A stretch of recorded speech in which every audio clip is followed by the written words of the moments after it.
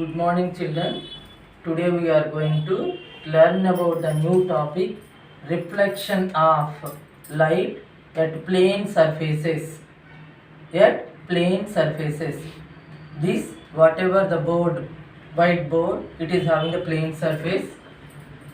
And if I take this mirror, this surface is plane surface, but the wall which is I am showing is not having plane surface. Some up and downs are there. When the light falls on this and reflecting to our eye, then we can able to visualize the wall. And here we are able to find reflection means, you see, when the light ray falls on here, again it is reflecting back. That is what we can able to see the objects. Okay, it is like a bouncing ball. If you take a rubber ball and bounce at the wall, again just if you hit the wall, again it bounces back. In the same manner, reflection of light is taken place in the plane surfaces. Here, children, can you able to see any shadow of the scale on the whiteboard? You see, obviously there is a clear shadow of my hand with one scale. Next, can we able to see the shadow now of this object? See, the duster, you are able to find in my hand there is a duster shadow. How it is formed means this object is not transparent. It is not allowing the light to pass through it, so it is called as opaque substance. Opaque substance. And if I show this spectacle glass, it is the example for transparent material. Light falls on this, total it is passing through it. Total light it is passing through this glass, so it is a transparent object. And water is the other example for transparent material. Air is the other example for transparent material. Transparent, which allows the light to pass through it.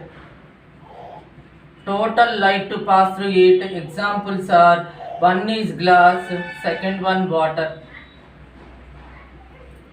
Next example is translucent materials. Translucent materials, oil paper and greased paper. Oil paper, the paper which is dipped in oil paper, and greased paper or butter paper. These are the examples for translucent. Light can pass through the translucent materials partially. Very less light only can able to transmit. For that, let me show one of the container which is not clear. In this, many objects are there.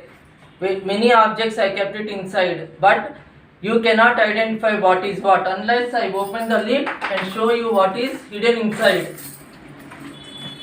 There is a dog. Okay. There are some dolls. Until I show you, you cannot recognize what is there inside. Okay. This type of material is the example for translucent material.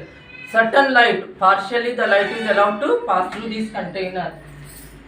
Next, opaque substance. For that, let us take, this is what the opaque substance. This is the opaque substance.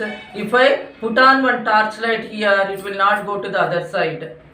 If I put on the torchlight, it will not go to the other side. So it is the example for opaque substance. Even the wall, even the board, even my body, even.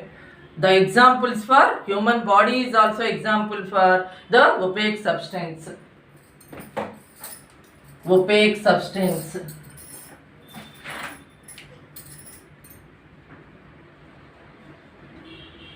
Our blackboard,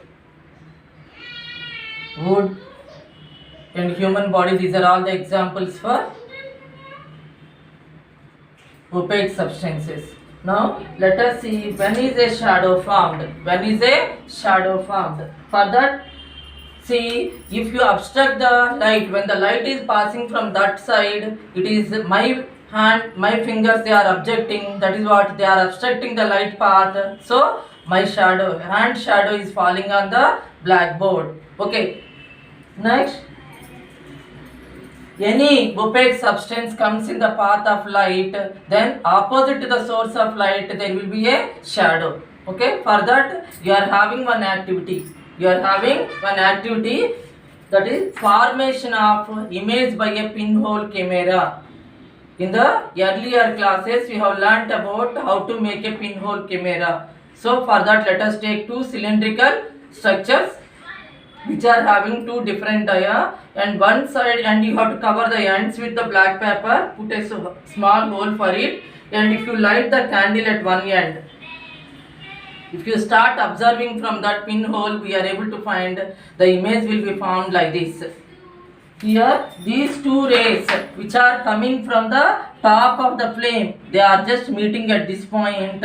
The two rays which are coming out from the bottom of the flame, they are ending here. That is what the reason we are able to find there is a big image formed on the screen.